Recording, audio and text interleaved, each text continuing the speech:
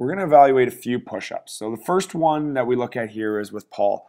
Paul's very athletic and strong, and this is actually quite common with athletes. You can see that curve in the lower back. Okay, so it's a loss of core stability. This isn't necessarily just because he's weak. He's actually pretty tight, not very flexible, but it's also just the awareness. So keeping that core tighter there is going to improve that push-up. Moving on to Rachel. So Rachel is very strong as well, but you can see right in the middle here, okay, right there, the core sort of gives out, her lower back sort of folds and then finishes the push-up. So Jim, in this position here, you can see right from the get-go that his hips are remaining on the ground as his chest comes off. So he's not able to maintain that core stability.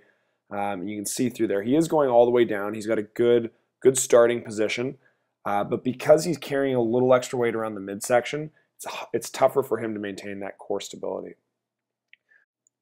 Sherry here demonstrating really good form in the push-up. So going over it here, her shoulder is right over top of her hands. You can't really see the angle here, but her elbows are close to her body. They're not splayed out. She's not shrugging her shoulders. Her neck's relaxed. She's really got a lot of good control through the core.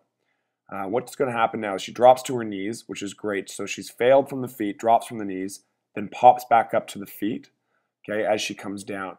So what this is sort of in between a push-up from the knees and a regular push-up. So this is going to help with that in-between movement. Again, if you've got a plateau, your goal is to get up to push-ups from your feet. This is a great way to improve the strength there as well. And also, if you fail from your feet and you just want to go to complete exhaustion of the upper body, this is a great way to do it too.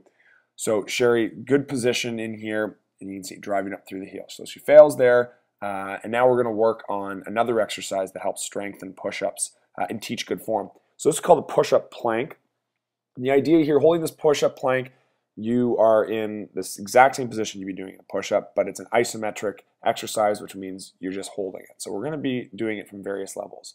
Get her to move her hands in a little narrower here so they're underneath her shoulders. It's going to emphasize the arms a little bit more, and this still has a lot of demand on the core to hold this position. So while holding this position, you have some time to think about what your body's doing. So squeezing the shoulder blades together, okay, is going to help with that scapular stability, keeping the core tight, strengthening the legs. As she starts to fatigue, you can see she gets a little bit lower. So the next part of this is actually having her bend her elbows just a little bit. She'll go to failure here, or go to exhaustion, and then drop down a little bit lower. And what we're doing is working on the strength from every particular angle of the push-up. As she begins to fatigue, I have her go a little bit lower, bend the elbows.